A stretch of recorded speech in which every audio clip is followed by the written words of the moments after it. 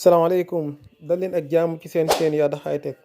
Parfois da ngay bëgg a envoyer benn fichier bu diis mais day bañ. Par exemple mën na bañ a xaj ci clé bi. tey dama lay indil benn solution. Supposons fichier bii nii 5 giga la moom laa bëgg a envoyer ci clé bi. dama def copier ma def coller mais dama seetlu bu ma defee copier coller dafay bañ. daf na la ordinateur bi mënta envoyer fichier bi ci clé bi.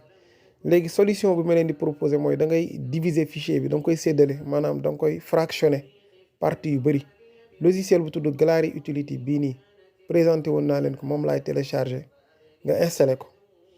man installé naa ko ba noppi léegi da ngay ñëw fii nii ci suuf am na ay catégories yu fi nekk mais da ngay cliquer ci flèche bii nii soo cliquer di nga gis fii nii ñu bind fractionner moo nekk nii fi may fractionner fi ngay diviser fichier yi. léegi soo cliquer da ngay xool fichier bi nga bëgg a fractionner fan la nekk.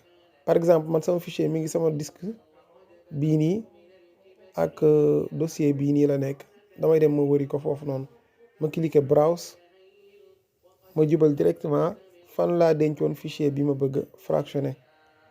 damay dugg ci biir disque bii nii duggaat ci dossier bii duggaat ci dossier bii fichier bi moo nekk nii ma sélectionné ko ma def ouvrir. léegi nag su ma defee ouvrir après dina ma wax fan laay envoyer fichier bi. pour l'instant duma ko envoyer gu ci clé bi parce que dama ko bëgg a daggate dama ko bëgg diviser naa ko bàyyi ci dossier bii nii mu nekk mooy dossier bi fichier bi nekkoon. léegi man da lay proposer ñaata par ñaata kii nga ko bëgg a daggate nga ko bëgg a diviser. man 1 giga bi laay jël.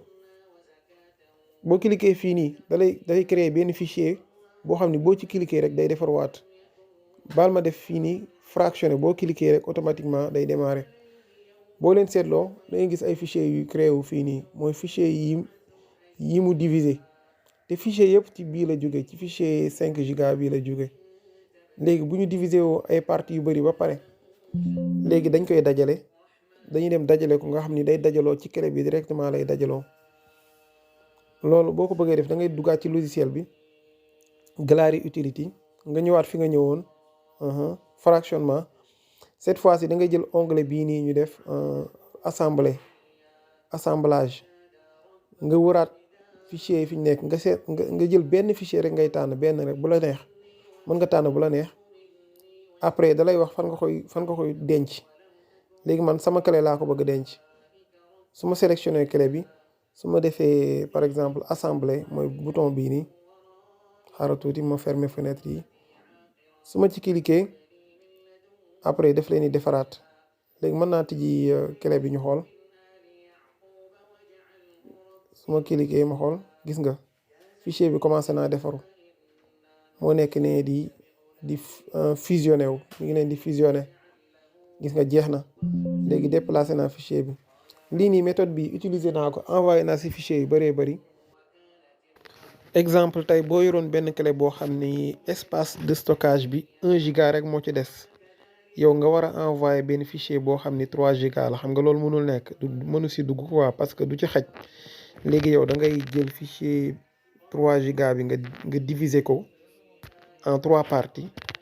après ngay jël par benn nga koy déplacer si deuxième ordinateur bi. soo paree tam deuxième ordinateur bi soo amee logiciel bi di nga mën a dajalewaat fichier yi mu jox la benn fichier kese. méthode boobu laay appliquer su fekkente ni fichier bi ma bëgg a envoyer xajul ci clé bi. waaw vidéo bi loolu la woon di leen ñaan ngeen abonné boo cliquer sama photo profil foofu ngay abonné. am na yeneen ñaari vidéo yu ma la bàyyil fii nii tamit soo bëggee seetaan bul fàtte activer cloche de notification bi suba incha allah dinañ dugalaat beneen vidéo.